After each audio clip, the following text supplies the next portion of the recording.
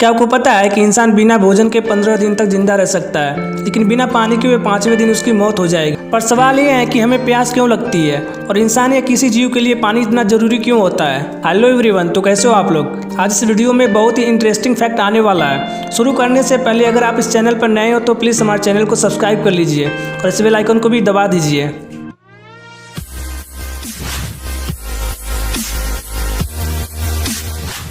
अब हम अपने टॉपिक पर आते हैं। तो एक रिसर्च के मुताबिक प्यास लगने का पीछे का गणित यह है कि जैसे ही हमारे शरीर में 1% पानी की कमी होती है तो हमें प्यास लगनी शुरू हो जाती है, और जब ये कमी 5% तक पहुंचती है तो शरीर की नसें खींचने लगती हैं और हमारी स्टेमिना में कमी महसूस होने लगती है। जैसे ही ये कमी 10% तक पहुँचती है तो इंसान को धुंधला दिखाई देने लगता है और वो बेहोश हो जाता है, और शरीर में पानी की कमी 20% होने पर इंसान की मौत हो जाती है। वैज्ञानिकों के मुताबिक पानी बेहद ही जरूरी है, इसलिए शरीर में समय समय पर प्यास लगने का एक मैकेनिज्म विकसित हुआ है। अगर हम इंसानी शरीर की बात करें तो एक एडल्ट पुरुष के शरीर का 65% और एक महिला के शरीर का 52% हिस्सा पानी होता है, और एक एडल्ट मनुष्य के शरीर में हमेशा 35 से 40 लीटर पानी मौजूद रहता है। पर सवाल अब ये आ जाता है कि जब पानी इतना जरूरी है तो ये कैसे बना होगा और यह धरती पर कैसे आया होगा। तो देखो, पानी सबसे पहले धरती पर नहीं बल्कि ब्रह्मांड में बना था।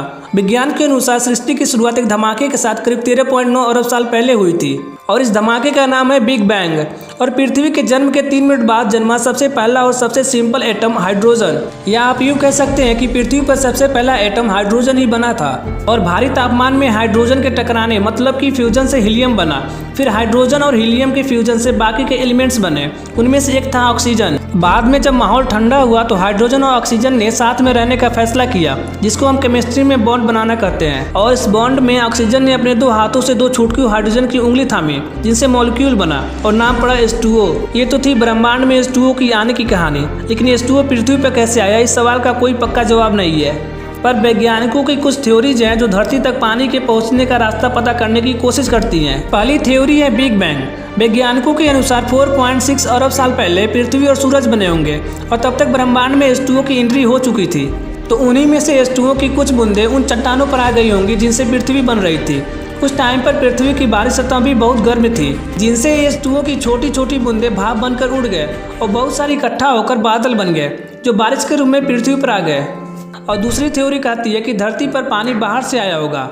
इस थ्योरी के हिसाब से गर्मी केवल सूरज के पास वाले प्लैनेट्स में थी। सूरज से दूर वाली चट्टानें मतलब एस्टेरॉयड और कॉमेट्स ठंडी थी, और इन एस्टेरॉयड पर पानी इकट्ठा पहले से ही बचा रहा, और बाद में जब एस्टेरॉयड आकर धरती से टकराए तो पानी भी साथ लेकर आए। साइंस के सर्किल में दूसरी थ्योरी ज्यादा स्वीकार की जाती है, और ज्यादातर साइंटिस्ट मानते हैं कि दोनों तरीकों से पानी धरती पर आया होगा, लेकिन ज्यादा पानी बाहर से ही आया है। और आज सवाल कि सिर्फ धरती पर ही पानी क्यों है। तो देखो, धरती पर लिक्विड वाटर बहुत सारा है, क्योंकि धरती का तापमान पानी के बने रहने के लिहाज से बहुत ही सही है। बुध और शुक्र ग्रह सूरज के बहुत पास हैं, और वहीं मंगल ग्रह सूरज से बहुत दूर है। तो देखा जाए तो इनमें से कुछ प्लैनेट बहुत ही ज़्यादा गर्म रहते हैं तो कुछ बहुत ही ज़्यादा ठंडा।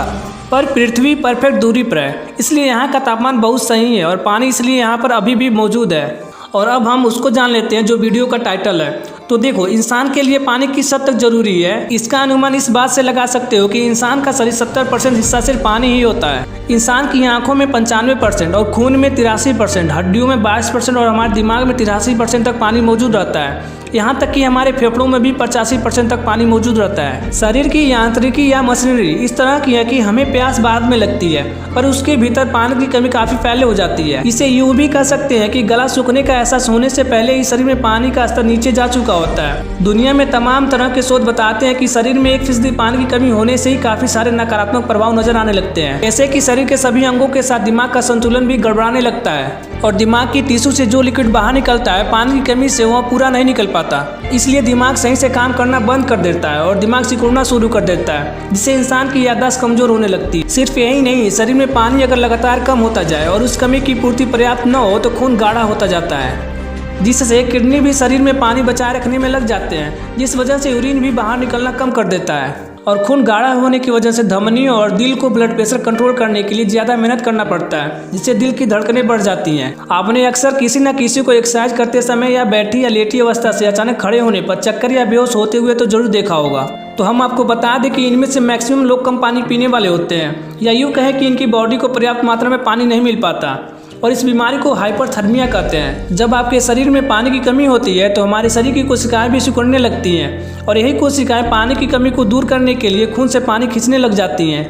इससे दिमाग तुरंत हमारी बॉडी की ज़रूरत को समझ जाता है और इंसान को प्यास लगने का एहसास कराने लगता है। इस वीडियो में आपके लिए एक बोनस फैक्ट है कि क्या आपको पता है कि इंसान का शरीर जिंदा रहने पर पानी में नहीं तैरता पर मर जाने पर तैरने लगता है। ऐसा कैसे होता है? तो देखो, यदि किसी इंसान को तैरना नहीं आता और वह पानी में गिर जाए तो शरीर में 2 लाख कोशिकाएं होने के बावजूद भी और डूबने से नहीं बच पाता।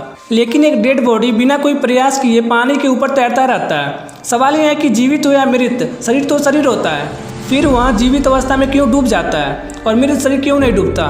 तो देखो, इस सवाल का सीधा सा जवाब यह है कि जिस चीज़ का घनत्व तो ज़्यादा होता है वह चीज़ पानी में डूब जाती है। जब कोई मनुष्य जीवित होता है तब डूबते समय मनुष्य के शरीर का घनत्व तो पानी के घनत्व से ज़्यादा होता है। जब कोई इंसान पानी में डूब रहा होता है तो उसके फेफड़ों में काफ़ी मात्रा में पानी भर जाता है और यही कारण है कि उसकी मृत्यु हो जाती है। पर यहाँ गौर करने वाली बात यह है कि मनुष्य की मृत्यु होते ही उसका शरीर तुरंत पानी में ऊपर की तरफ आना शुरू नहीं करता, बल्कि पानी के बिल्कुल नीचे जहाँ तक वह जा सकता है चला जाता है। जब शरीर के सारे पार्ट्स काम करना बंद कर देते हैं तो शरीर डिकम्पोज होना शुरू हो जाता है और मृत शरीर में बैक्टीरिया उसकी कोशिकाओं और टिश्यूज को खत्म करना शुरू कर देते हैं। बैक्टीरिया के कारण शरीर के अंदर मौजूद बहुत सारे गैस जैसे methane, ammonia, carbon dioxide, hydrogen सभी शरीर से बाहर निकलना शुरू कर देते हैं। आसान भाषा में आपको समझाऊं तो मृत शरीर का घनत्व ज़्यादा होने के कारण पहले तो वह पानी में डूबता है, लेकिन जैसे जैसे शरीर सड़ता है वैसे वैसे घनत्व या डेंसिटी कम होने लगती है और वह हल्का हो जाता है। साथ ही उसमें कई तरह के गैस बनने लगते हैं जिस वजह से डेड बॉडी पानी की सतह पर तैरने लगती है। तो आपको आज की वीडियो कैसी लगी कमेंट में बताइए और चैनल को सब्सक्राइब करके इस बेल आइकन को दबाना ना भूलिए।